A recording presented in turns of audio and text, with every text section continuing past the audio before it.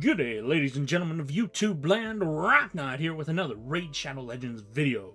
This video today is about whether or not the champion Nogdar the Headhunter brings the smoke or whether he's just cheap heat. Stay tuned so you know what's going on.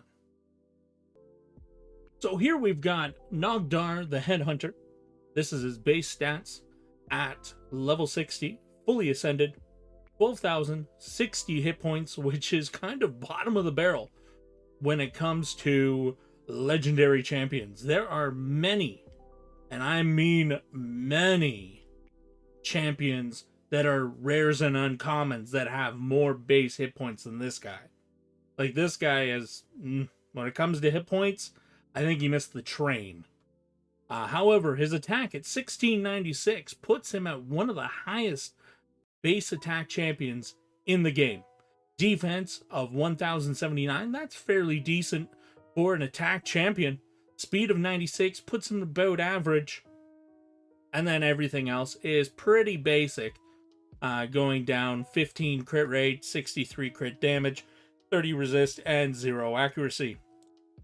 His A1 attacks one enemy and heals this champion by 10% of their max HP, grants an extra turn if this attack kills an enemy. So it's not going to heal him for much, considering you're not going to be able to get a whole lot of hit points on this guy. Okay? His A2 attacks all enemies. After attacking, this champion sacrifices HP equal to 50% of their max HP, then places two 15% continuous heal buffs on the on himself for 2 turns. Sounds kind of redundant to me. This skill is based off of attack and HP. His third ability sacrifices HP equal to 50% of this champion's max HP, then equalizes the HP with the target enemy. The HP levels of both this champion and the target enemy will be brought down to the level of the one with the lowest hit points. Does not work against bosses. This champion cannot be killed by this skill. Alright. Now he has a passive that it's on a 1-turn cooldown, revives this champion with 50% health and 50% turn meter when killed if all other allies are alive. Does not work if there are multiple of him on the team, and only if there are 3, and will not work if there are 3 or fewer champions on the team. There must be 4 or 5 champions on the team. So if he dies and leaving 3 remaining living ones, he will revive himself. Okay? And it is a 1-turn cooldown for that. His other abilities, his A3 is a 5-turn when booked. His A2 is a 4-turn when booked. He does get a lot of percentage to damage when his abilities are booked. Okay? So now, I have built him up, so you don't have to. Not the greatest gear I've ever put together, but fairly decent. So he's got 23,800 hit points, 4,700 attack, 2,100 defense, 183 speed, 101 crit, 233 crit damage, and 150 debuff accuracy. He is running a attack banner along with crit damage amulet, an attack ring, attack based chest plate, crit damage gloves, and speed boots. I got him in 1 cruel set for now. I have not booked his abilities at this time. For masteries, I have gone down the offense tree. Because of his A2 and his A3, I decided to go with Grim Resolve, giving him extra damage because I feel he's always going to be under that 50% threshold. Of course, I went with the extra crit rate and crit damage. Gave him the Whirlwind of Death to increase his speed as he kills enemies. I believe everybody he's going to fight is going to have more HP than him. So I went with Bring It Down. And then I got Kill Streak to increase his damage, and then Helm Smasher. And then I also went down the defense tree. I didn't go far enough to get Retribution, which is where I would probably go if I was to continue on with his masteries, would be Retribution. All right. So we'll take him into the campaign. He, as I said, he doesn't scream campaign farmer to me, but let's test him out. So here we go. On auto, he throws up his A3 first. So that's, you know, kind of a red herring to me. Does no damage. Okay, now he's killed that. So he is strong enough. Okay, his A2. All right.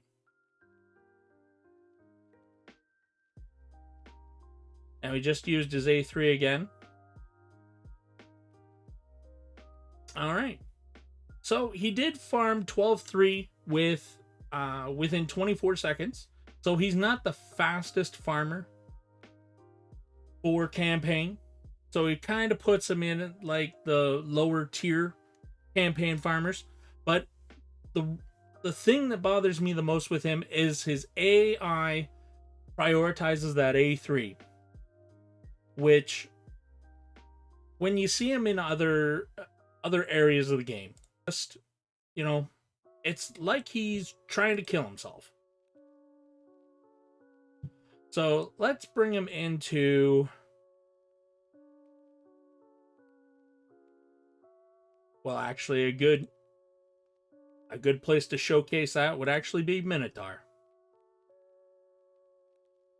So let me take all these guys out. We'll just throw those two together and I'll show you what I'm talking about.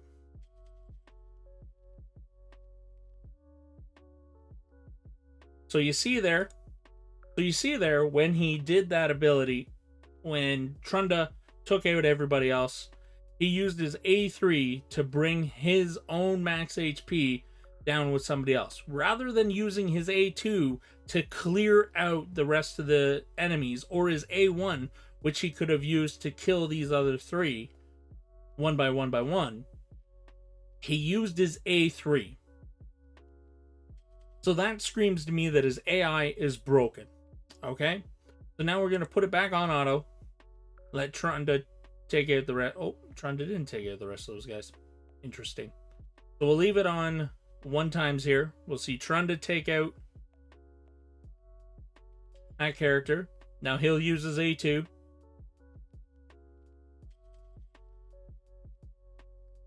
And now he's dead. Because most of his abilities sacrifice all of his health. Where I think this champion shines will actually be the arena. Go to Classic Arena. Let's pull up a team.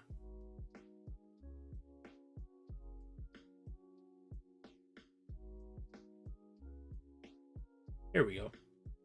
We'll pull up this team. We'll throw... Hopefully I'm faster.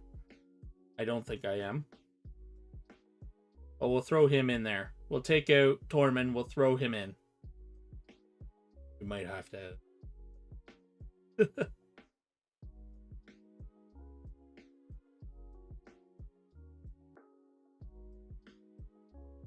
See, he just got killed right there off the hop. And he came right back to life. But because he did not get a turn when he got killed the second time, he did not come back to life. His HP is so low that I think the only way that this champion's going to survive in the arena is if he is fast. I think he's got to at least be your go second. So here we've got Nogdar in my arena team. I've taken out, I usually run Trunda in this group, but I've decided to run Nogdar in here instead, to kind of try and show him off.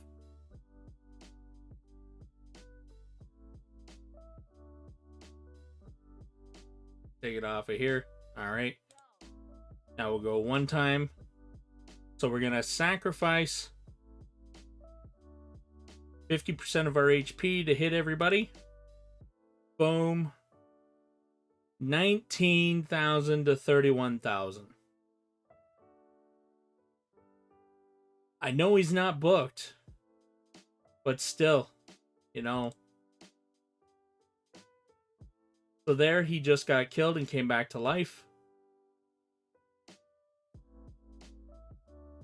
There, he just got killed again. I think his main niche is that he is, you know, he's got this ability to bring himself back from the dead all the time, right? If he can get extra turns in.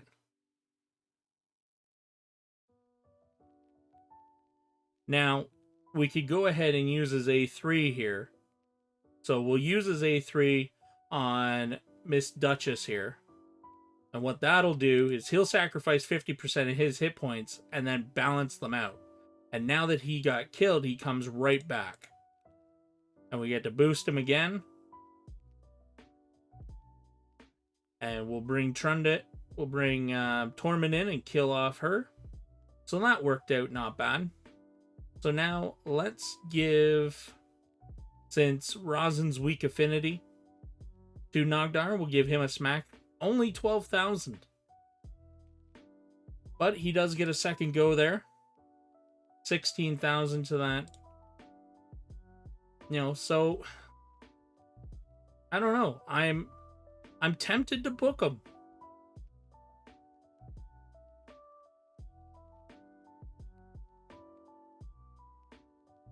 All right. So we've seen kind of what Nogdar can do here in the arena. You know, is he going to be your primary nuker? No. He, if anything, the best part for him to play in the arena. Now that was with a defense down. That was 45k. That's not bad. But that's against a champion who probably has about 2,000 defense and mostly hit points. So, I don't know. He's not good. He's not going to boost your dungeon teams because he's no good against bosses. All of his abilities are no good against bosses.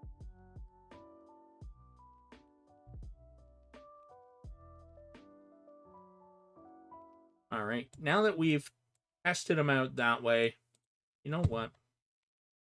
It wouldn't be a proper video if we didn't book him out. Let's do it.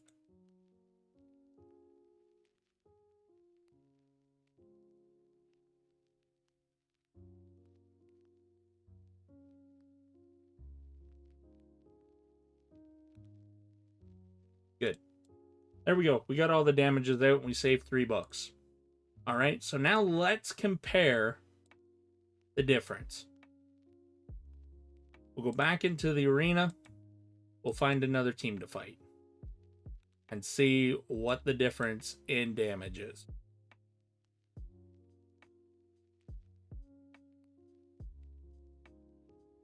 Go to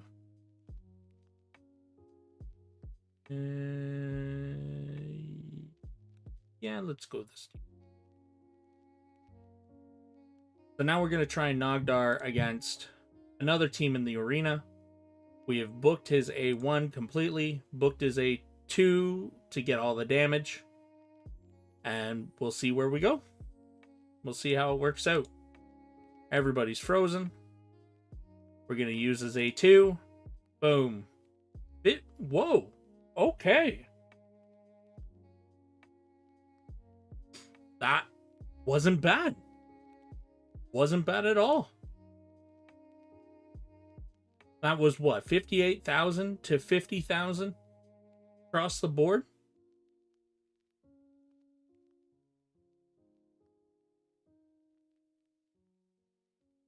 So with books,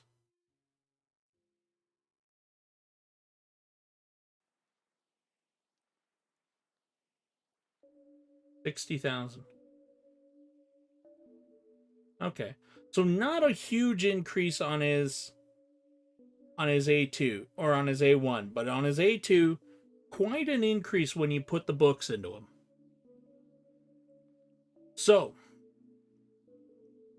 let's go back and take another look at Mr. Nogdar here. So Mr. Nogdar, he looks like he's complete out of the Lord of the Rings trilogy here. Looks like he's ready to fight for Sauron the White. Or sorry, Sauron the Many. Do I think